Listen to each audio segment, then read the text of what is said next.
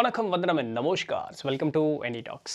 இன்னைக்கு நம்ம எனி டாக்ஸில் என்ன வீடியோ பார்க்க போகிறோம் அப்படின்னு சொன்னால், நம்மளுடைய சத்திய யுகம் அப்படின்னு சொல்லக்கூடிய ஒரு யுகம் இருக்குது. உங்களுக்கு எல்லாத்துக்கும் தெரியும் இல்லைங்களா? 4 யுகங்களில் முதல் யுகம் சத்திய யுகம் அப்படின்னு சொல்லிட்டு, அது பேரே சத்திய யுகம். ஸோ 100க்கு 100% இருக்கக்கூடிய எல்லா உயிர்களும், மனிதன் மட்டும் இல்லை, எல்லா உயிர்களும் சத்தியத்தை கடைபிடிப்பதற்கு ஏற்றாற் போல நடக்குங்கிறது அந்த யுகத்திற்கு பேரே சத்திய யுகம். சரிங்களா? ஸோ இப்போ அது எல்லா உயிர்களுமே இதுதான் நெறி அப்படின்னு சொல்லுவதற்கு ஏற்றாற் போல் நடந்துக்கும். அன்பு பாசம் பரிவோடு அந்த இடத்துல இருக்கும் அப்படிங்கிறது அந்த சத்தியுகத்தினுடைய ஒரு தன்மை. சரிங்களா? சரி, இது இப்போ நிறைய பேர் என்ன சொல்லிட்டு இருக்காங்கன்னா, ஆல்ரெடி சத்தியுகத்தில் இருக்குன்னு சொல்லக்கூடிய ஒருத்தங்க உண்டு. இல்லை அதெல்லாம் தாண்டி துவாபர யுகம்னு சொல்லக்கூடிய ஒருத்தவங்க உண்டு, திரேதா யுகம்னு சொல்லக்கூடிய ஒருத்தவங்க உண்டு, கலியுகத்தினுடைய கழிவில் இருக்கும்னு சொல்லக்கூடியவர்கள் உண்டு. இப்படி நிறைய பேர் நிறைய விஷயத்தை சொல்லிக்கிட்டு இருக்காங்க. இந்த ஒரு வரிசையில் நாமும் ஒரு விஷயத்தை ஒன்று பார்க்க போகிறோம். இது வெள்ளைக்காரங்க சொன்னது. சரிங்களா? ஆனால் நம்மளுடைய கோட்பாடுகளோட கோரிலேட் ஆகியிருக்கக்கூடியது தான். என்ன அப்படின்னா, மொத்த பூமியே இப்போ 3D கான்ஷியஸ்னஸில் இருக்குது அப்படின்னு சொல்கிறாங்க. அது கம்ப்ளீட்டாக 5D கான்ஷியஸ்னஸ்க்கு மூவ் ஆக போகுது அப்படிங்கிறது அவர்கள் கொடுத்த கோட்பாடு. நம்மளுடைய இதன்படி பார்க்கும் பொழுது கலியுகத்தினுடைய கழிவில் இப்போ நம்ம இருக்கோம். அதுதான் 3D கான்ஷியஸ்னஸ் அப்படின்னு சொல்லக்கூடியது. மனிதன் மனதிற்கு கொடுக்கக்கூடிய முக்கியத்துவத்தை காட்டிலும் அவனுடைய ஆணவம் அகம்பாவத்திற்கு அதிகமான முக்கியத்துவம் கொடுப்பான். தான் தனக்கு அப்படிங்கிறது மட்டும்தான் அவனுடைய மனதில் இருக்குமே தவிர எல்லாரும் அப்படிங்கிற அந்த ஒரு எண்ணம் அப்படிங்கிறது இருக்காது. இதெல்லாம் இப்போ இருக்கக்கூடியது. இது இன்னும் போக போக மோசம்தான் ஆகிட்டே போகும். அதே நேரத்தில் நல்ல டிரான்ஸ்ஃபர்மேஷன்ஸும் நடந்துக்கிட்டே வந்துருக்கும். இது ரெண்டுமே ஒரே நேரத்தில் சந்திச்சுக்கிட்டே இருப்போம். இப்போது இந்த 3Dயிலிருந்து அப்படியே நம்ம 5D கான்ஷியஸ்னஸ்னால் என்ன? விழிப்புணர்வு நிலை அப்படின்னு அர்த்தம். அதனுடைய விரிவடைந்த ஒரு நிலைக்கு நாம் நகர போகிறோம். அப்படின்னா சத்தியயுகத்திற்கு போக போகிறோம் அப்படிங்கிறது தான் இதனுடைய விளக்கம். சரிங்களா? நம்மளுடைய கலாச்சாரத்தை ஒத்து சொல்லணும்னா இதுதான் அதனுடைய விளக்கம். இப்போ இதை ஏதாவது அறிவியல் பூர்வமாக நம்மளால் விளக்க முடியுமானா முடியாது. ஆனால் அனுபவபூர்வமாக உணர முடியுமானா முடியும். உங்களை சுற்றி இருக்கக்கூடியவர்களையும் பார்த்து உணரும் பொழுது இந்த ஒரு நிலை அப்படிங்கிறது இங்கே இருக்கான்னு உங்களால் முடியும். கொஞ்சம் புரிஞ்சுக்கிட்டீங்க அப்படின்னு சொன்னால் போதும். பெரிய ராஜதந்திரம் ஒன்றும் கிடையாது. இப்போ நல்லா பாருங்கள், இந்த மொத்த பூமியே ஒரு புதிய பூமியாக மாறப்போகிறது. நியூ எர்த் கான்செப்ட் அப்படின்னு சொல்கிறாங்க. புதிய பூமியாக மாறப்போகிறது அப்படின்னா என்னென்னா, பூமிக்கு ஏதாவது புதுசாக பெயிண்ட் அடிச்சு விட்ருவாங்களான்னா அப்படியெல்லாம் கிடையாது. பூமியில் ஃபிசிக்கலாக ஏதாவது சேஞ்சஸ் நடக்குமா அப்படின்னு கேட்டால் அப்படியெல்லாம் கிடையாது. சரிங்களா? இந்த பூமியில் வாழக்கூடிய உயிர்களினுடைய மனோநிலை அப்படிங்கிறது மாறப்போகுது. இப்போ இந்த பூமிக்குள்ளே இருக்கக்கூடிய உயிர்களினுடைய மனோநிலை அப்படிங்கிறது மாறப்போகுது அப்படின்னு சொன்னால், இந்த பூமியினுடைய அதிர்வலைகள் மாறணும். இது பெரிய ராஜதந்திரம் ஒன்றும் இல்லை. இது ஈஸி தானே புரிஞ்சுக்கிறது. இங்கே ஒரு பர்டிகுலர் அதிர்வலை அப்படிங்கிறது ஒன்று இருக்குது. இந்த சூழல் அப்படிங்கிறது ஒரு மாதிரி இருக்குது. இது ரெண்டையும் பொறுத்து தான் இதுக்குள்ளே இருக்கக்கூடிய உயிர்களினுடைய தன்மை அப்படிங்கிறது இருக்கும். இது அப்படி மாறியும் நடக்கும். பட் எனிவே, அப்போது இந்த பூமியினுடைய அதிர்வலைகளும் சுற்றுச்சூழலும் மாறுச்சு அப்படின்னு சொன்னால், இங்கே வாழக்கூடிய உயிர்களினுடைய தன்மையும் மாறும் தானே. இதில் ஒன்றும் பெரிய ஒரு புரிஞ்சுக்கிற கஷ்டம் ஒன்றும் இல்லை. ஸோ இந்த பூமியே மாறுது அப்படின்னு சொன்னால், பூமியினுடைய அதிர்வலைகள் நல்ல ஒரு நிலைக்கு மாறப்போகிறது அப்படிங்கிறதுல இருக்கக்கூடிய முக்கியமான ஒரு பாயிண்ட். சரிங்களா? இது எவ்வளவு காலம் இருக்கும்? இது எப்போ தொடங்குச்சு அப்படின்னு கேட்டால், ஏறத்தாழ 2012 அந்த எட்ஜுக்குள்ளே நம்ம வந்துட்டோம் அப்படிங்கிறாங்க. 2000 தொடங்கினது. 2012ங்கும் பொழுது அந்த மாறுதலுக்கு நம்ம உள்ளே இறங்கிட்டோம். இந்த காலத்திலிருந்து இந்த 2032 முழுமையாகவுமே அந்த மாற்றத்திற்கு நம்ம ஆட்கொள்ளப்படுவோம் அப்படிங்கிறாங்க. இப்போலேருந்து 2000 வருடத்திற்கு இந்த ஒரு உன்னதமான ஒரு மாறுதல் அப்படிங்கிறது இருக்கும் அப்படின்னு சொல்லப்படுது. சரிங்களா? ஸோ இந்த ஒரு 2000 வருஷம் 2012 உள்ள கம்ப்ளீட்டாக என்ட்ரானோம். 2032 நல்ல ஒரு சேஞ்ச் நம்மளால் பார்க்க முடியுமா? அங்கேருந்து ஒரு 2000 வருஷத்துக்கு நம்மளால் அந்த ஒரு உயர்ந்த ஒரு நிலையில் நம்மளால் இருக்க முடியும் அப்படிங்கிறது ஒரு கோட்பாடாக சொல்லப்படுது. இதெல்லாம் யார் சொன்னால், எதில் சொன்னால், இப்படி மாறும்பொழுது என்ன நடக்கும் அப்படிங்கிறத இப்போ நம்ம பார்க்க போகிறோம். இந்த 5D கான்ஷியஸ்னஸ் அப்படிங்கிறதுக்கு நம்ம மூவ் ஆகும் பொழுது நம்மளுடைய நம்ம ஒரு காலத்தில் அவ்வளோ தூரம் வாழ்ந்துருக்கோம்னு வச்சுக்குவோமே. வாழ்ந்துட்டு இருக்கோம், உயிர் போகலை, வாழ்ந்துட்டு இருக்கோம் அப்படிங்கிற ஒரு பாசிட்டிவான ஒரு நோட்டில் வச்சுக்குவோமே. அப்படி இருக்கும் பொழுது நம்மளுடைய மனோநிலை எப்படி மாறி இருக்கும் அப்படின்னு சொன்னால், அன்பு பாசம் கருணை, பிற உயிர்களை புரிந்து கொள்ளக்கூடிய அந்த ஒரு உன்னதமான ஒரு மனோநிலை, பிறரை மதித்து பேசக்கூடிய, அன்பாக பேசக்கூடிய அந்த ஒரு மனோநிலை அப்படிங்கிறது எல்லாமே இருக்கும். மனதிற்கு முக்கியத்துவம் கொடுப்பாங்க. மன அமைதி அப்படிங்கிறது அவர்கள்ட்ட இருக்கும். நன்றி உணர்வோடு அவர்கள் இருப்பாங்க. ஏதோ ஒன்றையும் அக்கறையாக பார்த்து கொள்ளக்கூடிய அந்த ஒரு தன்மையோட மக்கள் இருப்பாங்க அப்படிங்கிறாங்க. இன்றைக்கி நம்ம மதம் கலாச்சாரம் அப்படிங்கிறத இறுக்கி பிடிச்சிக்கிட்டு அதன் பின்னாடி ஓடிக்கிட்டு இருக்கோம் இல்லையா, அது போலெல்லாம் இல்லாமல் உண்மையான ஆன்மீக முன்னேற்றம் அப்படிங்கிறது என்னன்னு புரிஞ்சுக்கிட்டு அதன்படி மக்கள் வந்து முன்னேறி போவதற்குண்டான ஒரு வழியில் அவர்கள் செல்வார்கள் அப்படிங்கிறாங்க. இதுதான் நியூ எர்த் கான்செப்ட் அப்படிங்கிறாங்க. இல்லாட்டி 5D கான்ஷியஸ்னஸ் அந்த டிரான்ஸ்ஃபர்மேஷன் அப்படிங்கிறது இப்போ பூமியில் நடந்துக்கிட்டு தான் இருக்குன்னு. இதை நம்ம சராசரியை சுற்றி பார்க்கும்பொழுது நம்மளால் பார்க்க முடியும். எத்தனை பேர் வந்து இன்றைக்கி ஆன்மீக பேச்சு அப்படிங்கிறது இருக்குது, இந்த யோகம் ஞானம் இதை நாடி இந்த உலகத்தில் இருக்கக்கூடிய எல்லாருமே நகர ஆரம்பிச்சிட்டாங்க. இவ்வளவு காலம் மறைச்சி வச்சுருந்தது அப்படின்னு சொல்லக்கூடியது எல்லாமே ஒன்றொன்னா வெளியே வந்துக்கிட்டே இருக்குது. இதெல்லாமே நடந்துக்கிட்டு தானே இருக்குது. இதையே தாங்க அவங்களும் சொல்கிறாங்க.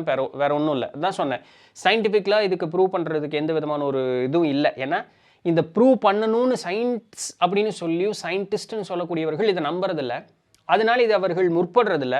ஆனால் ஆன்மீக முன்னேற்றம் அப்படிங்கிறதுல விருப்பப்படக்கூடியவர்களுக்கு மனதார உள்ளுர அவர்களுக்கு தெரியும் சுற்றுச்சூழல் என்ன ஆயிட்டிருக்கு அப்படிங்கிறது அவர்களுக்கு தெரியும். ஸோ இது உணர்தலின் மூலமாக நம்மளால் புரிந்து கொள்ள முடியும் அப்படிங்கிறது நம்மளால் நல்லா தெரிஞ்சுக்கலாம்.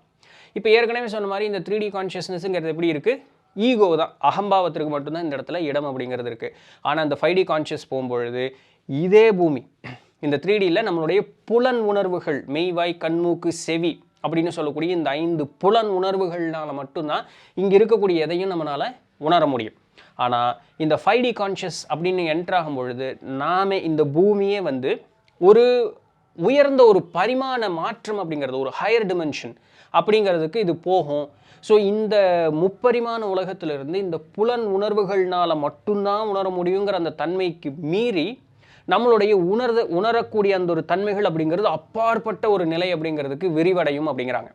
இந்த பூமியில் இருக்கக்கூடிய நிறைய எனர்ஜி அப்படின்னு சொல்லக்கூடிய அந்த சக்தி இருக்குது பார்த்தீங்களா, அது இந்த பூமியினுடைய வைப்ரேஷன்ஸ், அதிர்வலைகள், பிற உயிர்களிலிருந்து வெளிவரக்கூடிய அந்த ஒரு சக்தி, அதிலிருந்து வெளிவரக்கூடிய அந்த அதிர்வலைகள், பிறனுடைய எண்ணம் மாற்றம் எந்த அளவுக்கு இருக்குது, இது அத்தனையும் நம்மளால் உணர முடியுமா?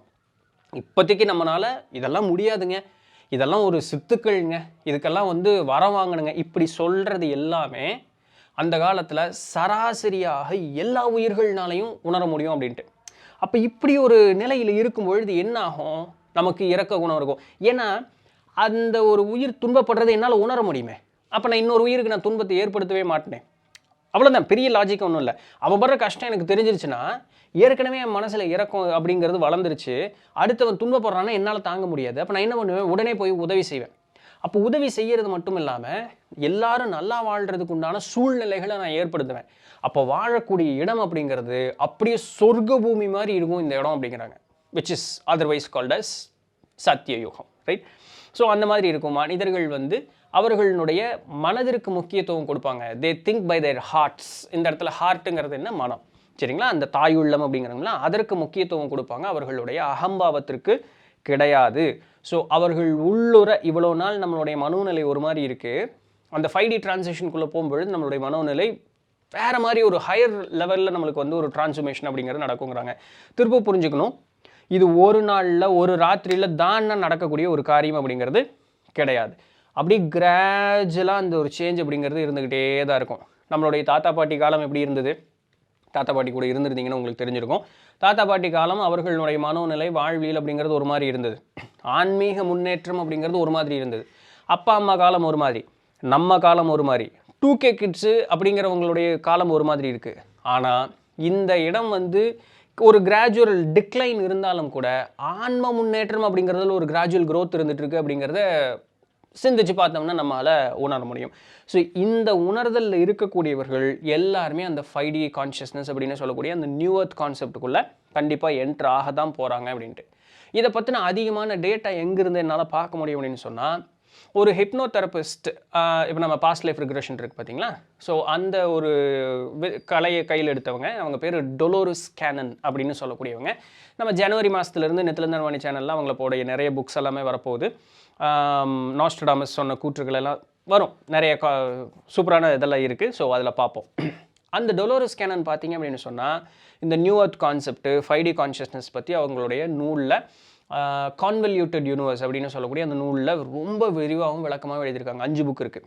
ஸோ அதில் விரிவாகவும் விளக்கமாகவும் அதில் எழுதியிருக்காங்க. அவங்க யூஸ் பண்ண டெக்னிக்கு பேர் என்னென்னா குவாண்டம் ஹீலிங் ஹிப்னோசிஸ் அப்படின்னு சொல்லக்கூடிய அந்த டெக்னிக்கை யூஸ் பண்ணி தான் அந்த சப்ஜெக்டாக வரக்கூடிய அந்த பேஷண்ட்ஸினுடைய சப்கான்ஷியஸ்குள்ளே போய் அவங்க வந்து இந்த மாதிரி நிறைய விஷயங்கள், வேறு ஒன்றும் இல்லைங்க, பாஸ்ட் லைஃப் ரிக்ரெஷன் தாங்க, வேறு ஒன்றும் இல்லைங்க. நம்ம ஆன்மூலக பதிவுகள் படிக்கிறோம்ல, சேம் கான்செப்ட் தான். ஸோ அந்த மாதிரி அந்த அந்த ஆன்மா கூட தொடர்பு பெறும்பொழுது அந்த ஆன்மாக்கள் இந்த நியூ எர்த் கான்செப்ட் 5D கான்ஷியஸை பற்றி அவங்களுக்கு சொல்கிறாங்க. அது எப்படிங்க அவங்களுக்கு முதல்ல தெரிஞ்சுது அப்படிங்கிற ஒரு டவுட்டு உங்களுக்கு இருந்ததுன்னா, இந்த பூமியில் மாறுதல் நடக்கும் பொழுது இங்கே பூமியில் பூமியே தான் ஆதியிலிருந்து நான் பூமியிலேயே தான் திரும்ப பிறந்துக்கிட்டே இருக்கக்கூடியவர்களுக்கு இந்த மாறுதல் அப்படிங்கிறது பெருமளவில் தெரியாத ஒரு சூழலில் அவங்களுக்கு இருக்கும். அப்போ அவர்களை வந்து இந்த மாதிரி நடக்குது அப்படின்னு சொல்லி வழி நடத்தி கூட்டிகிட்டு போகிறதுக்கு யாராவது வேணும் இல்லையா? அதுபோல் பிற கிரகங்களில் வேறு நட்சத்திர கூட்டங்களில் இருக்கக்கூடிய வேற்று கிரகங்கள்லேருந்து வந்த அவங்கள வாலண்டியர்ஸ்னு சொல்கிறாங்க, இல்லாட்டி ஸ்டார் சீட்ஸ் அப்படின்னு சொல்கிறாங்க. அவர்கள் வந்து இங்கே பூமிக்கு இப்போ கூட இன்னும் இருந்துக்கிட்டு தான் இருக்காங்க. வேற்று கிரகத்திலிருந்து வேற்று ஒரு நட்சத்திர கூட்டங்கள்லேருந்து வந்த ஒரு உயர்நிலையில் அந்த உலகம் வந்து ஆல்ரெடி ஹையர் டிமென்ஷனில் இருக்குது. அவங்க வந்து ப்ராப்பராக எல்லாம் தெரிஞ்சவங்க அப்படின்னு சொல்லக்கூடிய அந்த ஒரு சூழலில் அவங்க இருக்கக்கூடியவங்கன்னு பாருங்களேன். அவங்க இந்த பூமியில் இருக்காங்க. அவங்கனால இந்த உலகத்தில் இருக்கக்கூடிய எல்லா உயிர்கள் கூடயும் ஈஸியாக கனெக்ட் பண்ண முடியும். இது இப்படி தான் நடக்கணும், இது இப்படி நடந்தால் இப்படி தான் ஆகும், இப்படி நடந்தால் இப்படி தான் ஆகும், இப்படி நடக்கக்கூடாதுடா, ஏன் நடக்கக்கூடாது, இந்த காரணத்தினால தான் இப்படி நடக்கக்கூடாது. இன்றைக்கி மக்கள்கிட்ட போய் சொன்னீங்கன்னா போடா அப்படிங்கிறான் இல்லையா? அவங்கனால அதை புரிஞ்சிக்க முடியறதில்ல. அவர்கள் முழுக்க பூமியவே மையமாக கொண்டு வாழ்ந்தவர்கள். நல்ல புத்தி சொல்கிற மாதிரி அந்த நல்ல புத்தியும் வாய் வார்த்தையே இல்லை, அவன் உள்ளுணர்வோடு சேர்ந்து சொல்லுவான். அதுக்கு காரணம் என்னென்னா அவங்களுக்கு தெரியும் இங்கே என்னாச்சு ஏதாச்சு அப்படின்னு சொல்லிட்டு. இந்த மாதிரி நிகழ்வுகளை முன்கூட்டியே அனுபவித்தவர்களாக அவர்கள் இருப்பார்கள். அது ஒன்று. இல்லைன்னா வேற்று கிரகங்களில் இருந்து முதிர்ந்த ஒரு மனோநிலையோடு இருந்தவர்கள் இங்கே பூமியில் பிறப்படுத்திருப்பார்கள். 2 இந்த 2 நிலையில் இருக்கக்கூடிய முதிர்ந்த ஆன்மாக்கள் இங்கே பூமியில் இருந்து மக்களை ஏதோ ஒரு வகையில் வழி நடத்தி சென்று கொண்டு தான் இருக்கிறார்கள். அவங்க வந்து இங்கே இருக்கக்கூடிய மக்களை வந்து நல்ல ஒரு உன்னதமான ஒரு நிலைக்கு வழி நடத்தி செல்வார்கள் அப்படிங்கிறது எல்லாமே அந்த புக்கில் வந்து கம்ப்ளீட்டாக அவங்க வந்து எழுதியிருக்காங்க. இன்னொரு இது எனக்கு தெரிஞ்சு இன்னைக்கு வீடியோவில் நீங்கள் ஆல்ரெடி பிகமிங் சூப்பர் நேச்சுரலில் அந்த வீடியோவை பார்த்துருந்துருப்பீங்க நித்திலந்த மணி சேனலில். ஹியூமன் ரெசனன்ஸ் அப்படின்னு சொல்லக்கூடிய ஒரு கான்செப்ட் பற்றி பேசியிருப்போம். அந்த ஹியூமன் ரெசனன்ஸ் அப்படின்னு சொன்னால் என்னென்னா, பூமியினுடைய அயனோஸ்பியரில் ஒரு பர்டிகுலர் வைப்ரேஷன் ஒன்று இருக்குது. எலக்ட்ரோ மேக்னெட்டிக் ஃபோர்ஸ் ஒரு பர்டிகுலர் வைப்ரேஷனில் வேலை செய்யும். எவ்வளோ ஹெர்ட்ஸில் வேலை செய்யும்னா 7.83 ஹெர்ட்ஸில் வேலை செய்யும். இது பூமியினுடைய ஹார்ட் பீட் மாதிரி. அந்த 7.83 ஹெர்ட்ஸ் அங்கே ஏதாவது மாறுச்சுன்னா பூமியில் இருக்கக்கூடிய உயிர்கள் பெருமளவு பாதிக்கும். அங்கே 7.83 ஹெர்ட்ஸ் கரெக்டாக வேலை செஞ்சுட்டு இருந்ததுன்னா பூமி நல்ல நிலமையில் இருக்கும், உள்ளே வாழக்கூடிய உயிர்களும் நல்ல நிலமையில் இருக்கும். நம்ம ஓம் சொல்லும் பொழுது இதே 7.83 ஹெர்ட்ஸ் நம்மளுடைய உடல்லையும் நம்மளுடைய உடலில் மொத்த உடலுக்கே வந்து நல்லா வேலை செய்ய ஆரம்பிக்கும். ஸோ மூளை வந்து அபரிமிதமான ஒரு வளர்ச்சியில் ஒரு ஹையர் ஃப்ரீக்வன்சிஸை ரிசீவ் பண்ணக்கூடிய ஒரு ஸ்டேட்டில் மூளை அப்படிங்கிறது இருக்கும். பூமியில் அங்கே அயனோஸ்பியரில் மாறுச்சுன்னா இந்த இடத்துல இந்த 7.83 ஹெர்ட்ஸ் நம்மளால் மெயின்டைன் பண்ண முடியாது, உடல்நிலையும் மனோநிலையும் பாதிக்கப்படும். இந்த 5D டிரான்சிஷன் ஆகிறோம் பார்த்தீங்களா, 5D கான்ஷியஸ்னஸ்க்கு ப்ராப்பராக அந்த ஹியூமன் ரெசனன்ஸ் அப்படிங்கிறது வேலை செய்யும். 7.83 ஹெர்ட்ஸ் அயனோஸ்பியரில் எந்த விதமான மாறுதலும் இல்லாமல் வேலை செய்யும். இதுவே இந்த பூமியில் வாழக்கூடிய எல்லா உயிர்களுக்கும் ஒரு நல்லபடியான ஒரு மாற்றத்தை கொடுப்பதற்குண்டான ஒரு முக்கியமான ஒரு மாறுதலாகவும் சொல்லப்படுகிறது. ஸோ அந்த வகையில் பார்க்கும் பொழுது இந்த 5D கான்ஷியஸில் இருக்கக்கூடிய அந்த தன்மையில் அந்த நேரத்தில் பூமியில் இருக்கக்கூடியவர்கள் அனைவருமே முக்தி பேரு அப்படின்னு செல்வது அப்படிங்கிறதுக்கு முற்பட்டாங்கன்னா எளிமையில் அவர்கள் வந்து முக்தி பேரு அப்படிங்கிறதை அடைந்து விடலாம் அப்படிங்கிறது இது ஒரு முக்கியமான ஒரு கான்செப்டாக அவங்க வந்து சொல்கிறாங்க அப்படின்னு பாருங்களேன். இன்னொன்றும் டொலோரிஸ் கேனனோட இதில் இருக்குது. இன்ன காரணத்திற்காகவே பிற கிரகங்களில் இருக்கக்கூடிய ஆன்மாக்கள் எல்லாம் பூமிக்கு பிறப்பெடுக்கிறதுக்கு வராங்க. பிகாஸ் பிறவா நெறி அப்படிங்கிறத அடைவதற்கு இப்போ பூமி வந்து இன்னொரு 2000 வருஷத்துக்கு அப்படியே ஒரு கோல்டன் பால் மாதிரி இருக்குது. ஸோ அதனால் அவங்கெல்லாம் இங்கே வரவதாகவும் ஒரு கூற்று அவங்க வந்து சொல்கிறாங்க. ஸோ நம்ம ஆல்ரெடி இங்கே தான் இருக்கோம், நம்ம வந்து அதை யூஸ் பண்ணிக்கிறது அப்படிங்கிறது நம்மளுடைய கையில் தான் இருக்குது. So 5D consciousness we are moving towards the new earth concept. So நம்பிக்கை இருக்கவங்க தாராளமாக எடுத்து பயிற்சி பண்ணலாம். இதில் ஒன்றும் பெரிய ஒன்று கஷ்டமான ஒரு கான்செப்ட் இல்லை இல்லைங்களா? சரியா? தியானம், மூச்சு பயிற்சி, ஆன்ம முன்னேற்றம், ஆத்ம விசாரணை இதெல்லாமே நம்மை ஒரு நல்ல வழி கொண்டு போகும். சுற்றுச்சூழலும் அதற்கு ஏற்றார் போலவே மாறப்போகிறது. எஸ். ஸோ இதை இன்றைக்கு உண்டான வீடியோ பிடிச்சிருந்துருக்கும், இன்ஃபர்மேட்டிவாக இருந்திருக்கும் அப்படின்னு நம்புகிறேன். நாளைக்கு வேறு ஏதாவது ஒரு சுவாரஸ்யமான செய்தியில் சந்திப்போம். அது வரையும் தொடர்ந்து இணைந்திருங்கள். நான் உங்களிடத்தில் நன்றி.